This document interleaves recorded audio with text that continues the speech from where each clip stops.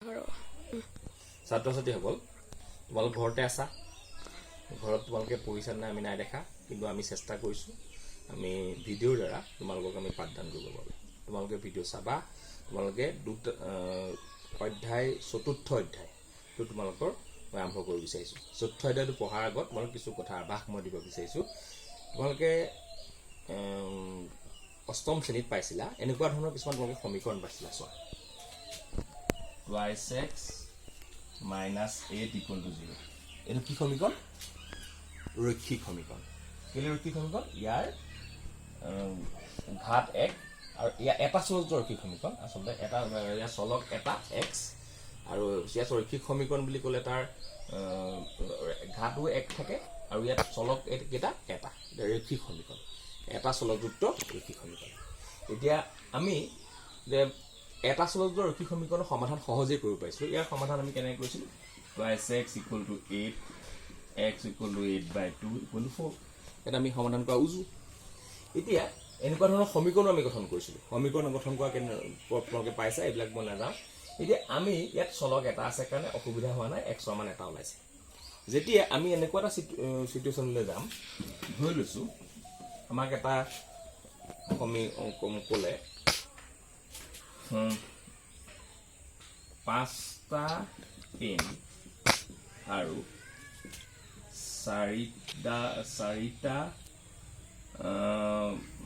4ডাল পেন্সিলৰ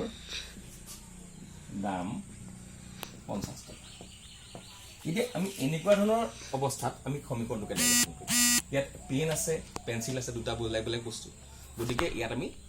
অজ্ঞাত ৰাশি দুটা আছে আমি পেনৰ দামো নাজানো পেন্সিলৰ দামো নাজানো গতিকে আমি ইয়াত অজ্ঞাত ৰাশি যেতিয়া দুটা থাকিব তাক আমি দুটা চলকযুক্ত ৰৈখিক সমীকৰণলৈ আমি দুটা চলক ব্যৱহাৰ কৰিম দুটা চলক ব্যৱহাৰ কৰিলে ইয়াত আমি যদি পেনৰ দামটো x ধৰো পেনৰ দাম যদি ইয়াত আমি ধৰো পেনৰ দাম এটা পেনৰ দাম যদি x টকা ধৰো আৰু এডাল পেন্সিলৰ দাম সমান কি ধৰো y টকা ধৰো সমীকৰণটো হ'ব কি সমীকৰণটো হ'ব 5x + 4y = 50 ইয়াত x আৰু y মান কি কেনেকৈ উলিয়াম কি কথা এখিনি পাছত আহিব কিন্তু আমি ইয়াত দুটা চলকযুক্ত আমি চলক দুটা ব্যৱহাৰ কৰিবলগীয়া হ'ল কেলে অজ্ঞাত ৰাশি দুটা এনেকুৱা ধৰণৰ সমীকৰণ কি বুলি কোৱা হয় দুটা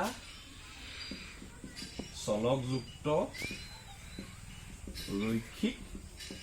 সমীকৰণ এতিয়া ৰৈখিক কেলে হ'ল তোমালোকে চোৱা ৰৈখিকটো মিল আছে কাৰণ আগতেও তোমালোকক কৈছিলো যে ৰৈখিক বুলি ক'লে তাৰ ঘাত এটা ইয়াৰো x ৰ ওপৰত ঘাত একো নাই মানে 1 আছে গতিকে ইয়াৰো ঘাত 1 গতিকে এইবিলাক ৰৈখিক কিন্তু চলক কেইটা এটাই পাৰ্থক্য চলক কেইটা দুটা অজ্ঞাত ৰাশি দুটা সেইকাৰণে চলক দুটা এনেকুৱা ধৰণৰ সমীকৰণবিলাকক দুটা চলকযুক্ত ৰৈখিক সমীকৰণ বোলে ইয়াৰ প্ৰামাণিক ৰূপ হ'ল ax + by + c = 0 য'ত a, b, c ধ্ৰুৱক আৰু a, b একেলগে শূন্য নহয় গতিকে এনেকুৱা ধৰণৰ সমীকৰণৰ কথা এতিয়া আমি পঢ়িম তোমালোকক প্ৰথম চেপ্টাৰটোত একেবাৰে সহজ চেপ্টাৰ এটা দিছে প্ৰথম চেপ্টাৰটোত তোমালোকৰ অংকবিলাক একেবাৰে সহজ তোমালোকে চোৱা এখন টোকা বহীৰ দাম এটা কলমৰ দামৰ দুগুণ হলে সমীকৰণটো গঠন কৰিবলৈ কৈছে একেবাৰে সহজ তোমালোকে গঠন কৰিব পাৰিবা মই জানো ইয়াত টোকা বহীৰ দাম x টকা দিয়া আছে কলমৰ দাম y টকা দিয়া আছে 2 নম্বৰ দিছে তলৰ ৰৈখিক সমীকৰণবোৰ ax + by + c আহি প্ৰকাশ কৰা a আৰু b আৰু c মান উল্লেখ কৰা একেবাৰে সহজ গতিকে প্ৰথম চেপ্টাৰটোত এনেকুৱা কিছুমান অংক আছে ধৰা twice x - 3y = 5 কিন্তু ইয়াক ax + by + c আকাৰত প্ৰকাশ কৰিব লাগে আমি প্ৰকাশ কৰি দিলো twice x - 3y - 5 = 0 আমি লিখিলো twice x + -3y - 5 = 0 ইয়াত a কি 2 b কি plus d minus 5 দি দিবা b কি -3 c কি -5 এইবিলাকে পাওয়া চলি গৈছে ইয়াত ধৰা সাপোজ কিছুমান এনেকুৱা আছে ধৰা twice x = 3 ইয়াতে y নাই ভয় খাবলগীয়া একো নাই এতিয়া আমি লিখিম কেনেকৈ twice x - 3 = 0 লিখিম twice x + 0 * y - 3 = 0 a মান 2 b মান 0 c মান -3 গতিকে তোমালোকে প্ৰথম চেপ্টাৰটো হৈ গৈছে 4.1 চেপ্টাৰটো আজি কৰিবা ঘৰত ইয়াৰ পাছত মই 4.2 লৈ যাম